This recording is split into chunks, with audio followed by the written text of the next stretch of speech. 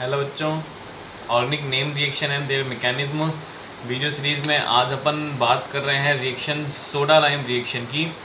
देखो, soda lime reaction के अंदर स्टार्टिंग मटेरियल अपन कार्बोक्सिलिक एसिड लेते हैं। रिएजेंट जो है वो NaOH प्लस CO। NaOH जैसे कि आपका सोडा, CO है लाइम, तो उसी से इसका नाम सोडा लाइम रिएक्शन पड़ गया। और प्रोडक्ट जो मिल रहा है वो लोअर एल्केन मिल रहा है, यानी कि कम कार्बन की एल्केन बनेगी। जितने कार्बन का कार्बोक्सिलिक एसिड लोगे उससे कम कार्बन का एल्केन आपको मिलेगा। एक जनरल रिएक्शन के ऊपर गौर करते हैं। ये आपका कार्बोक्सिलिक एसिड, आपने लगाया रिएजेंट सोडा लाइम, ये बन गया आपका एल्केन। और देखो, आपने लिया था RC डबल बॉन्ड OH, यहाँ पे मिला RH, यानी कि एक कार्बन कम हो गया और ये कार्बन CO2 के फॉर्म में यहाँ से बाहर निकल रहा है। चूंकि इस रिएक्शन के अंदर CO2 गैस बाहर निकल रही है और CO2 गैस का बाहर निकलना कहलाता है डीकार्बोक्सिलेशन। तो ये रिएक्शन किसका एग्जाम्पल है? डीकार्बोक्सिलेशन का एग्जाम्पल है, यानी कि यहाँ पे CO2 गैस बाहर निकलती है। बात करते हैं इसकी मैकेनिज्म की। बहुत ही आसान सी मैकेनिज्म है इसकी।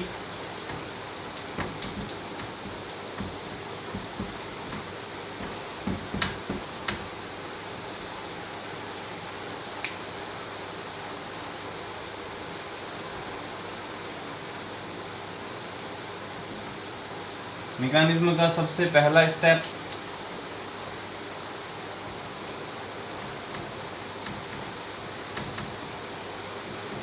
कार्बोक्सिलिक एसिड की रिएक्शन हो रही है आपके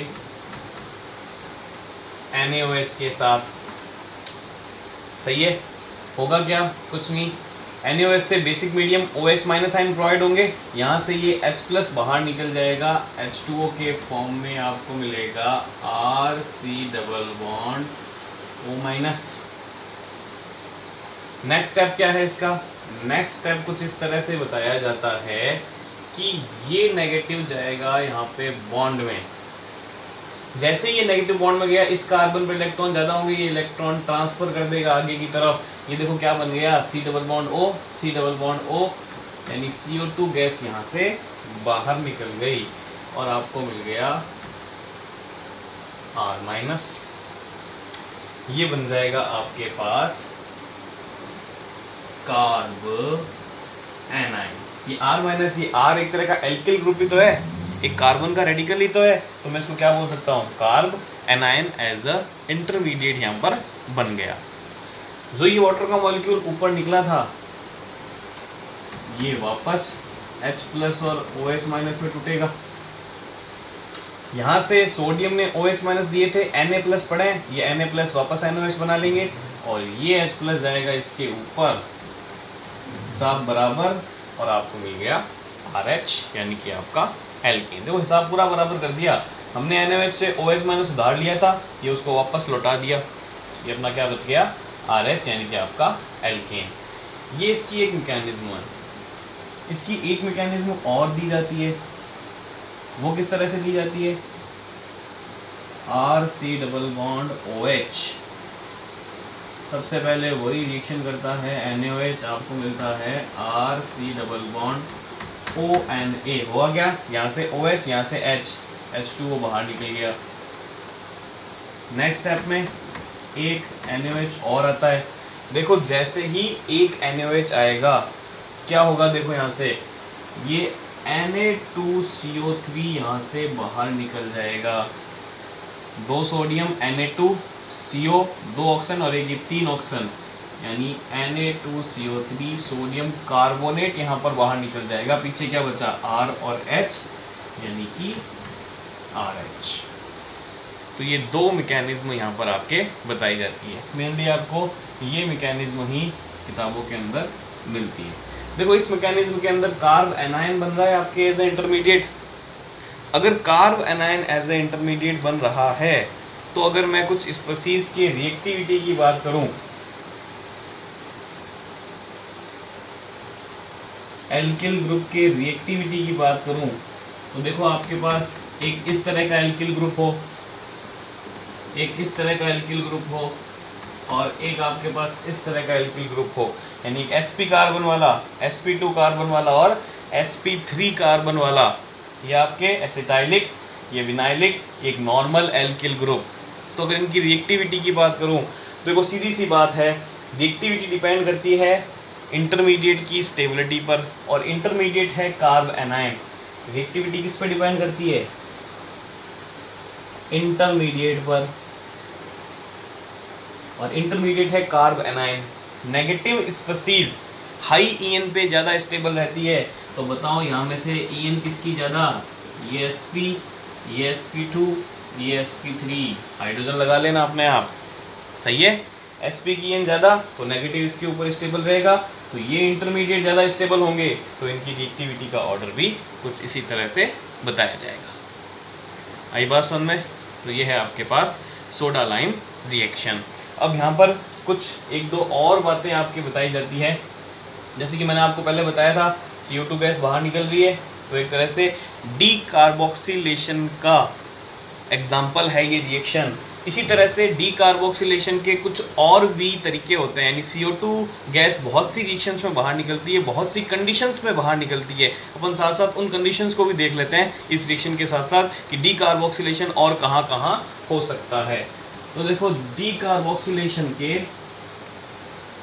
दो बहुत ही फेमस तरीके हैं, कौन कौन से?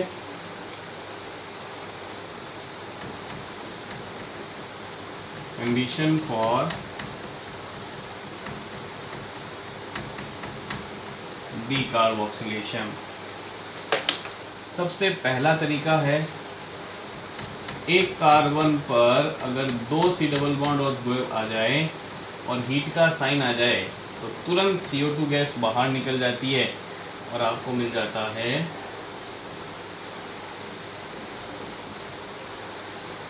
कहीं से भी एक CO2 गैस बाहर निकल जाएगी, आपको मिल जाएगा CH3 COOH।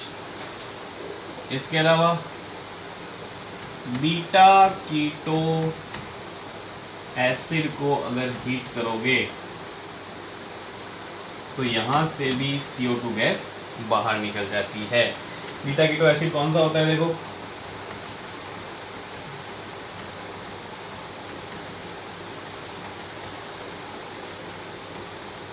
एसिड के रेस्पेक्ट में ये अल्फा कार्बन और ये बीटा, चूंकि बीटा कीटो ग्रुप है ये एक तरह का, तो ये हो गया आपके beta keto acid. Beta keto acid को भी अगर गर्म करो तो CO2 गैस बाहर निकल जाती है। ये ऑटोमेटिक प्रोसेस है सारे, ये अनस्टेबल्स होते हैं चूंकि हीट के लिए, इसलिए ये आसानी से CO2 गैस देते हैं आपको। CH3 C double bond CH3। तो ये इस तरह से ये दो कंडीशंस और है आपके डीकार्बोक्सिलेशन की। आई बात समझ में? कुछ एग्जांपल दे रहा हूँ, इस पे बेस्ड एग्जांपल करना। ये कुछ एग्जांपल्स की बात करते हैं, अपन सॉल्व करते हैं एग्जांपल्स। एक कार्बन पर 2 C डबल OH अनस्टेबल होगा, ये एक CO2 गैस बाहर निकल जाएगी। यहाँ पे भी एक कार्बन पर 2 COH, दोनों में से किसी एक से CO2 गैस बाहर निकल जाएगी। ये 2 CO2 गैस बाहर निकल जाएगी और देखो आपको क्या मिलेगा, double bond COH double bond COH। अब ये देखो बीटा कीटो एसिड और बन गया, ये एसिड, ये अल्फा कार्बन, ये बीटा कार्बन, इधर से ये देखो एसिड, ये अल्फा कार्बन, ये बीटा, तो ये 2 बीटा कीटो एसिड दे रखा है यहाँ पर। तो देखो इस रिएक्शन को आगे बढ़ाना पड़ेगा, एक CO2 यहाँ से, एक CO2 यहाँ से निकल जाएगी और जो लास्ट प्रोडक्ट मिलेगा आपको वो इस तरह से मिलेगा। यहाँ बात करता हूँ, देखो इसके रेस्पेक्ट में ये अल्फा कार्बन और ये बीटा कीटो एसिड, लेकिन इस एसिड के रेस्पेक्ट में ये अल्फा, ये बीटा और ये गामा है। इसका मतलब सिर्फ एक ही बीटा कीटो एसिड है, यहीं से CO2 निकलेगी, सिर्फ यहाँ से CO2 नहीं निकल सकती, क्योंकि ये अल्फा, ये बीटा और ये गामा कीटो आ गया, जबकि अपन ने सिर्फ बीटा कीटो एसिड की बात की थी, इसलिए अपने पास आंसर आएगा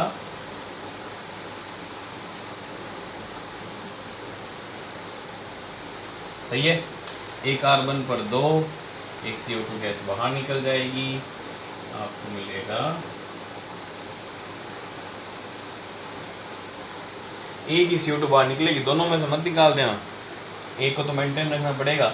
एक कार्बन पर 2 COH होते हैं तो एक से बाहर निकलती है, और बीटा कीटो एसिड के भी C डबल बॉन्ड OH से CO2 गैस बाहर निकल जाती है। तो ये आपके कुछ एग्जांपल्स आई बात समझ में। तो ये आपके सोडा लाइम रिएक्शन और उससे रिलेटेड 1-2 पॉइंट्स और एग्जांपल्स। आई होप आपको वीडियो पसंद आया। लाइक कीजिए, शेयर कीजिए और चैनल को सब्सक्राइब कीजिए।